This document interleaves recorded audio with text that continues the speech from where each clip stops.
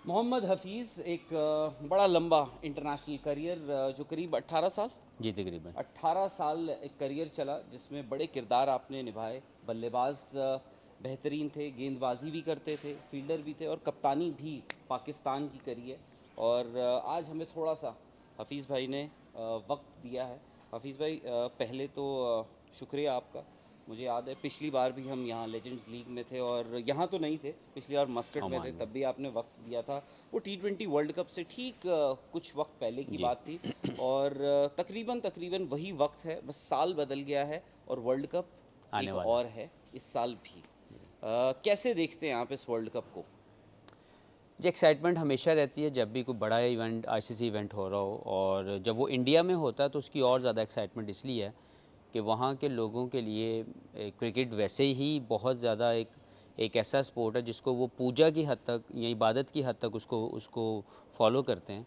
और जब world cup हो, जैसे मुझे थोड़ा एक्सपीरियंस है इंडिया के अंदर बायलैटरल सीरीज़ खेलने का भी और जी। वर्ल्ड कप खेलने का भी, लेकिन वर्ल्ड कप का जो एटमॉस्फेयर क्रिएट होता है वो बहुत ही स्पेशल है। तो आई एम श्योर कि not only me as a fan of cricket but around the world जो जो फैंस ऑफ क्रिकेट हैं वो इसका इंतज़ार कर रहे हैं कि दोबारा से वो स्टेज जो है वो सजे और बिल्कुल। इंडिया के अंदर जो क्रिकेट देखने का और खेलने का मज़ा है उसको दोबारा से जो है वो टेस्ट किया जाए। अच्छा, इंडिया में ये बातें कही जा रही हैं, आखिरी बार जब ओडीआई वर्ल्ड कप हिंदुस्तान में हुआ था तो हिंदुस्तान ने जीता था। ऑफ कोर्स कंडीशंस भी आपको पता होती हैं, आप बेहतर एक्लेमेटाइज होते हैं उन कंडीशंस से। पाकिस्तान के लिए सूट नहीं करेंगी ये कंडीशंस? एशियन सब कॉन्टिनेंट में ये वर्ल्ड कप हो रहा है। अगर मैं बात करूँ दो हैवी वेट्स एशिया की फ़िलहाल, श्रीलंका डेफिनेटली एशिया कप जीता था, बट जब हम 50 ओवर की बात करते हैं तो एशिया में हैवी वेट्स इंडिया और पाकिस्तान को ही कहा जाता है। तो इन दोनों टीमों का आपको लगता है कि ये ज़्यादा बड़ी कंटेंडर्स होंगे कंपेयर टू जो बाकी के मुल्क हैं? देखिए, हॉट फेवरेट साइड के ऊपर तो इंडिया रहता है और ये इंडिया का एक बहुत बड़ा प्लस पॉइंट इसलिए रहा है रीसेंट पास में कि और ये आई फील लाइक इट कि it started from the era of Ganguly. जब ये माइंडसेट और ये बिलीफ टीम के अंदर आया कि they can be a world beater, वहाँ से फिर एम एस धोनी, वहाँ से विराट कोहली, और अभी की जो इंडियन टीम है ये इसका खासा रहा है कि वो दुनिया के किसी भी कोने में खेल रही है। रीसेंट पास में I am talking about in the last 10-12 years कि जब भी ये किसी भी जगह पे क्रिकेट खेल रहे हैं तो ये हॉट फेवरेट सीट के ऊपर रहते हैं। So that is special from India. और इसीलिए जब इंडिया में मैच होगा या इंडिया में कोई भी टूर्नामेंट होगा, बायलैटरल सीरीज़ में तो उनका कोई जवाब नहीं है। जब वो वहाँ पे खेलते हैं तो वहाँ पे सो फार मुझे लगा है कि उनका जो सक्सेस रेट है वो बहुत हाई है, 80 प्लस या 90 के पास पास जी। उनकी सक्सेस रेट है। लेकिन जब बड़ा इवेंट आया है तो मुझे सिर्फ इंडिया को लेके सिर्फ एक चीज़ की कमी नज़र आई है कि रीसेंट पास्ट के आईसीसी इवेंट्स के अंदर वो बड़ा परफॉर्म नहीं कर सके।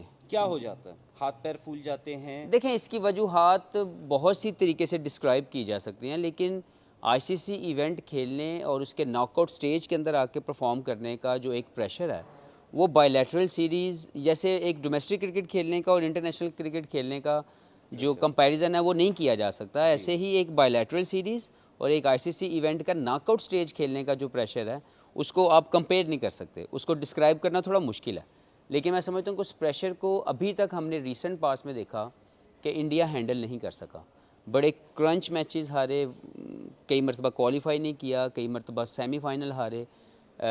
एक मरतबा आईसीसी इवेंट जो 2017 में हुआ चैम्पियंस ट्रॉफी का फ़ाइनल हारे, गो कि वो उस वक्त हॉट फेवरेट थे। तो मुझे लगता है कि ये एक पिंचिंग पॉइंट होगा इंडिया के लिए to prove something again in दुनिया के लिए कि वो आएँ और आईसीसी इवेंट के अंदर बड़ा परफॉर्म करें। यस, कंडीशन से वो फेमिलियर हैं, उनकी अपनी कंडीशन है। जितने भी प्लेयर सेलेक्ट होंगे उनको इंडिया में खेलने का ज़्यादा तजर्बा होगा। जी।